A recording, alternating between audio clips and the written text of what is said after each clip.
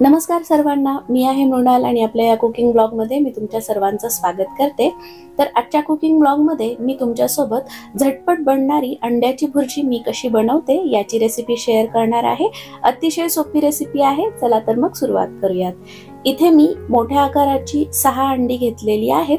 तर ही अंडा भुर्जी मी 4 लोकांसाठी बनवत आहे।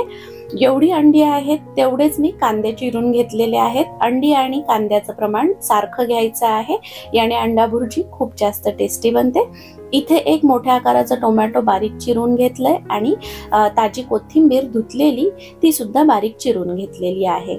तुम्ही पाहू शकता अंडा भुर्जी बनवण्यासाठी आपल्याला जास्त सामानाची गरज लागत नाही।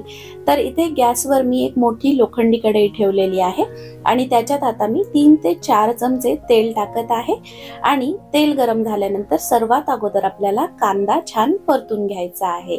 तर कांदा कढईमध्ये टाकल्यानंतर मी गॅसची फ्लेम हाय करणार आहे आणि हाय गॅस फ्लेमवर आपल्याला हा कांदा 4 ते 5 मिनिट छान परतून घ्यायचा आहे, फ्राय करून घ्यायचा आहे। कांद्याचा कच्चेपणा पूर्ण जाईपर्यंत आपल्याला कांदा फ्राय करायचा आहे। कांद्याचा पांढरा रंग हलकासा बदलून लालसर होईपर्यंत आपल्याला हा फ्राय करायचा आहे। कांदा पटकन फ्राय व्हावा यासाठी मी याच्यामध्ये पाव चमचा इतकं मीठ टाकत आहे। मीठ टाकल्यामुळे कांदा फ्राय व्हायला मदत होते, लवकर फ्राय होतो। ही अंडा भुर्जी बनवण्याची रेसिपी इतकी सोपी आहे की जे लोक नवीन स्वयंपाक बनवायला शिकत आहेत अशांसाठी तर ही खूप जास्त उपयोगाची आहे। तर अशा लोकांपर्यंत ही अंडा भुर्जीची रेसिपी तुम्ही नक्की शेअर करा। तर पहा, 4 ते 5 मिनिटांनंतर कांद्याचा रंग बदललेला आहे, कांदा सॉफ्ट झालेला आहे। पाहूनच कळतंय की कांदा छान फ्राय झालेला आहे। खूप जास्त डार्क कलर येऊ द्यायचा नाही कांद्याला।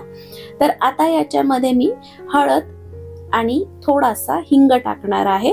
तर हळद आणि हिंग आपल्याला कांदा फ्राय झाल्यानंतरच टाकायचे। आधीच तेलामध्ये जर हळद हिंग आपण टाकलं तर कांदा फ्राय होईपर्यंत हळद कढईला चिकटायला लागते, खालून करपायला लागते। त्याच्यामुळे कांदा फ्राय झाल्यानंतरच हळद आणि हिंग टाकायचा आहे। हिंग पचनासाठी चांगला असतो, त्याच्यामुळे मी व्हेज आणि नॉनव्हेज दोन्ही पदार्थांमध्ये हिंग वापरते। तर आता हे 1 मिनिट फ्राय झाल्यानंतर याच्यामध्ये बारीक कापलेलं टोमॅटो मी टाकलेलं आहे। कांद्याचं प्रमाण जितकं असेल त्याच्या अर्ध टोमॅटोचं प्रमाण घ्यायचं आहे आणि टोमॅटो सॉफ्ट होईपर्यंत आता आपल्याला हे फ्राय करायचं आहे। टोमॅटो सॉफ्ट व्हायला 3 ते 4 मिनिट लागतात। तुम्ही पाहिलं असेल अंडा भुर्जीच्या साहित्यामध्ये आलं लसूण पेस्ट तुम्हाला दिसली नाहीये।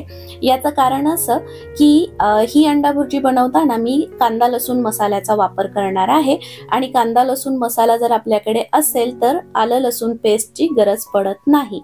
तर आता मी इथे 2 ते 2.5 चमचे घरी बनवलेला कांदा लसूण मसाला टाकलेला आहे।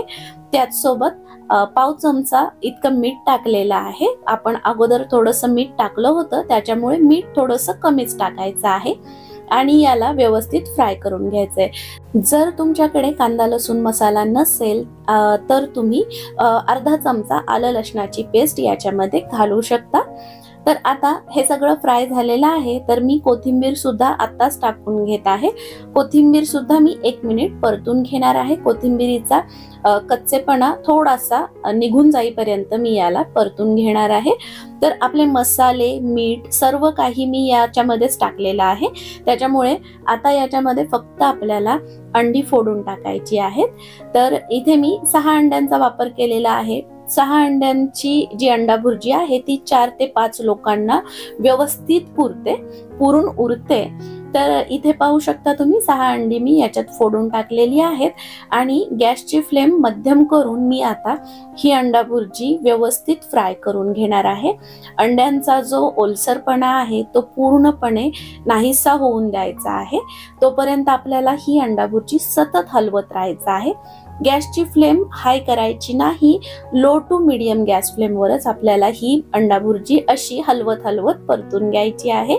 अवघ्या 2 ते 3 मिनिटांमध्येच तुम्ही पाहू शकता आपली अंडा भुर्जी घट्ट व्हायला लागलेली आहे, यातला ओलावा निघून चाललेला आहे। तर अशाच प्रकारे अंडा भुर्जी पूर्ण कोरडी होईपर्यंत मी फ्राय करून घेते। अंडा भुर्जी जर तुम्ही ओलसर ठेवली तर अंड्यांचा ओशाळ वास येण्याची शक्यता असते। त्यामुळे आता तुम्ही पाहत आहात की आपली अंडा भुर्जी किती छान अशी कोरडी व्हायला लागलेली आहे आणि अशी चमच्याच्या मदतीने मी ती फोडत आहे, जेणेकरून ती अशी छान एकसारखी होईल आणि त्याच्या मोठ्या मोठ्या गुठळ्या राहणार नाहीत. तर पाहू शकता 4 ते 5 मिनिट मी सतत हलवत अंडा भुर्जी फ्राय करून घेतलेली आहे आणि ती खूप छान झालेली आहे. आता मी गॅसची फ्लेम बंद केलेली आहे. अंडा भुर्जी करपू द्यायची नाहीये आपल्याला. करपली तर त्याचा फ्लेवरच बदलतो. त्याच्यामुळे तर ही अंडा भुर्जीची रेसिपी तुम्हाला कशी वाटली ते मला कमेंट करून नक्की सांगा. व्हिडिओ शेवटपर्यंत पाहिल्याबद्दल खूप खूप धन्यवाद.